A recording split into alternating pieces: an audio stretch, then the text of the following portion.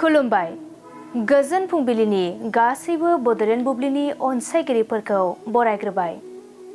दिनै 2 सेप्तेम्बर समबारनि फान्जामुथिखौ फरायथिनो लादों आं उदांस्रि मुसाहारिया।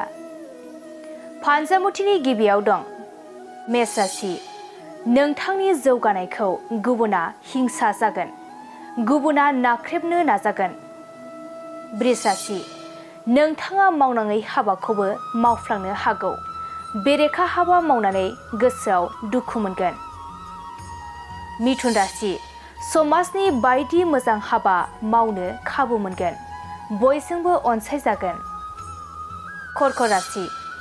गासैबो खामानिफोरा खहा जानो हागौ, उन दाहाजोंनो साना बारलांगोन। सिंह राशि। गोदान रादाय खानो हागोन, न'खराव रंजा खुसि फैगोन। कन्या राशि।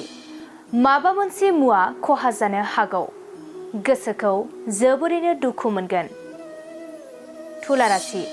हास्थायना थानायखौ मोनफुंनो हागौ, रंजा बाजायनो साना बारलांगोन। वृश्चिक राशि। सिगांनि सुथुर जानानै थानाया जामलांगोन, बयजोंबो अनलायनानै गोजोनै थानो हागोन। धनु राशि। मानिबा जाहोनाव गावनि लोगोजों नांलायनो हागौ, सोमोन्दोआ गावस्रालायगोन। मकर राशि। फिसानि गोरोन्थि हाबा मावनायावनो बिमानि सुखुआ गैया जागोन, न'खराव गोजोन गैयै थासारि जागोन। कुम्भ राशि। गावनि आंगोजों गोसो थोनायनि बान्दोआ गोरा जागोन, अनलायना रंजा खुसियैनो थानो हागोन। मीन राशि। बिसि फिसायनि गेजेराव अनलायनाया बारा जागोन, न'खर संसाराव गोजोनै थानो हागोन।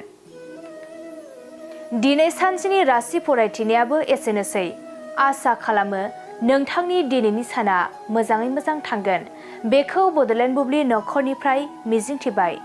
गोजोन्थों। मोनसे फोसावथाय। नोंथांमोननि ओनसोलाव सोरबाफोर ड्राग्स एबा फेग्रा मुवाजों नाख्रेबजानानै थानाय सुबुं दं नामा? जुदि नोंथांमोननि ओनसोलाव सोरबाफोर ड्राग्स एबा फेग्रा मुवाजों नाख्रेबजानानै थानाय सुबुं दं, अब्ला नोंथांमोननि थाखाय मोनसे मोजां खौरां। ड्राग्स एबा फेग्रा मुवाजों नाख्रेबजानानै थानाय सुबुंफोरखौ फाहामथाय होनो थाखाय नोंथांमोननि गेजेराव लानानै फैदों मोनसे रिभाइभ रिहाबिलिटेसन सेन्टार। जुदि नोंथांनि न'खराव आरो नोंथांनि ओनसोलाव सोरबाफोर ड्राग्स एबा फेग्रा मुवाजों नाख्रेबजानानै दं, अब्ला नोंथाङा रिभाइभ रिहाबिलिटेसन सेन्टाराव फाहामथाय होफैनो हागोन। मंगलदै 1 नं बामोनपारा दरंआव थानाय रिभाइभ रिहाबिलिटेसन सेन्टाराव नोंथाङा ड्राग्स एबा फेग्रा मुवाजों गोदोसोनानै थानाय सुबुंफोरखौ फाहामथाय होफैनो हागोन। नोंथाङा नोंथांनि ओनसोलनि फेग्रा मुवाजों गोदोनानै थानाय सुबुंफोरखौ बे रिभाइभ रिहाबिलिटेसन सेन्टाराव फाहामथाय होनानै सासे राफोद आरो मोजां सुबुं खालामनो हागोन। गोबां बाथ्रा मिथिबावनो थाखाय नोंथाङा 9859262926 60030927006 नैबे होनाय जानबुं नम्बराव खौरां लानो हागोन।